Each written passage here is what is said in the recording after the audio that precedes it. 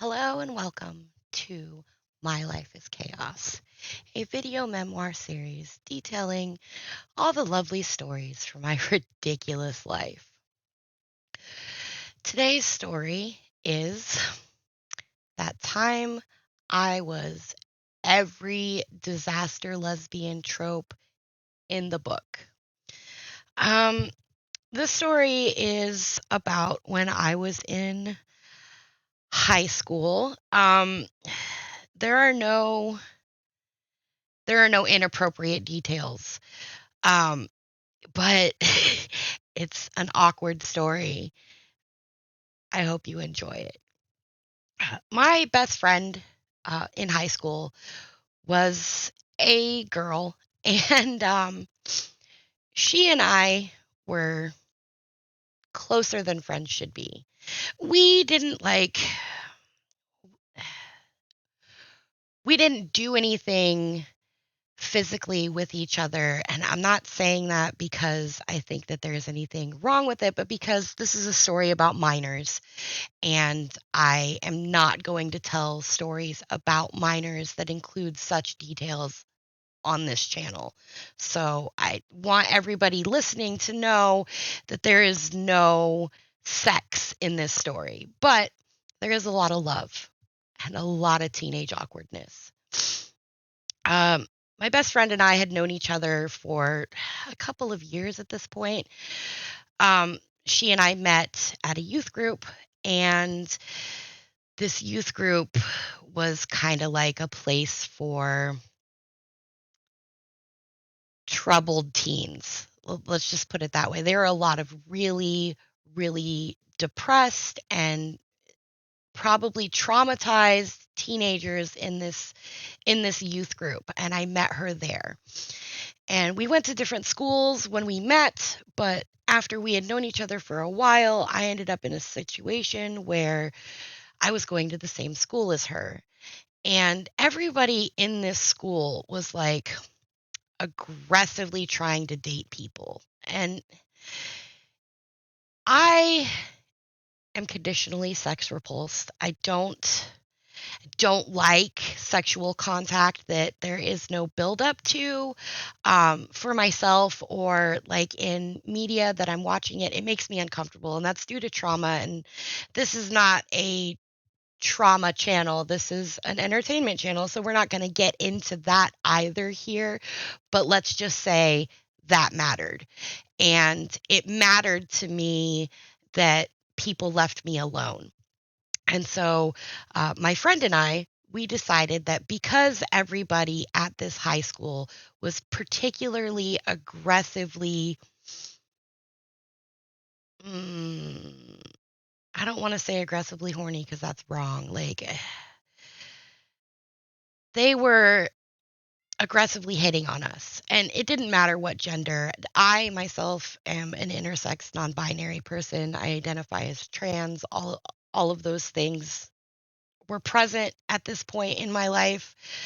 Maybe not necessarily known, but I was working through it. And she was a confidently cis woman, and we were getting hit on by boys and girls all the time. And I'm not saying this because like I think I'm hot or I have any kind of like misconceptions about how attractive I am. I don't. That's just what my reality was. A lot of people were trying to be our significant others or entice us into physical relationships with them. And we did not want that. So we got together and we were like, well, what if we told them we were in love and we're engaged? And do you think they would leave us alone if we basically presented ourselves as a lesbian couple who were totally into each other? And we kind of already acted like that anyway. We held hands, we hugged, we would tell each other we I love you. Like it was a queer platonic relationship before I knew what queer platonic relationships were, basically. And we just decided that we were going to tell everyone else the the state of our relationship, I guess. And so we start telling everybody, like, this is my fiance. I love her. Um, Back then I went by she, her pronouns. I do not now. Please don't refer to me with those. But so we wore rings. We talked about getting married when high school was over. Um, we kind of became that like lesbian couple at school. I guess you could say that was us. It was me and my friend. And it was also we would be left alone by people. So they would just stop bothering us. And I fell in love. And honestly, like I can't say that I wasn't already in love with her. Like we had been through so much together. She had gone through some trauma in her life and we had talked about it, and I had gone through some trauma in my life and talked to her about it. And um so we were close. We were close because of the I don't want to call it a facade because it wasn't. We were close because of the nature of our relationship in the public eye, and we were close because of what that relationship actually looked like when we were alone. And so I fell in love. I was so in love with her. Um, I legitimately like dreamed about like getting married to her and like us growing old in a house together and maybe like having some kids. It was I was a disaster lesbian because I never said any of this stuff to her.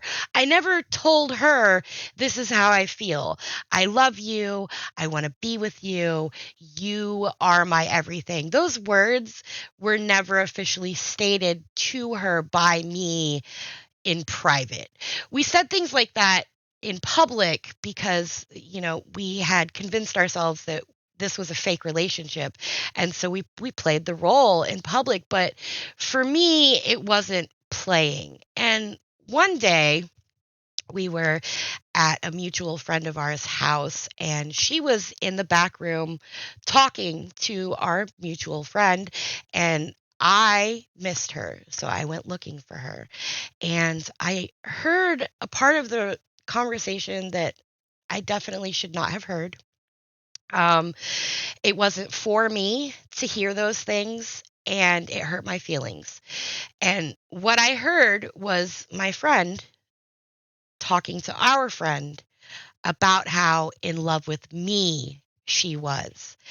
And she's talking about how wonderful I am and how she's having all of these complicated feelings that I've been having that I wanted to talk to her about. And instead of being happy and instead of being elated that the woman I love loves me back and that maybe we could have a real relationship moving forward, I got my feelings hurt. That's the best way I can put it. My feelings were hurt. And my feelings were hurt because how did she not know that I was being genuine? How did she not know that I loved her and that when I said it, I meant it? And how did she not see that through all of our private interactions? And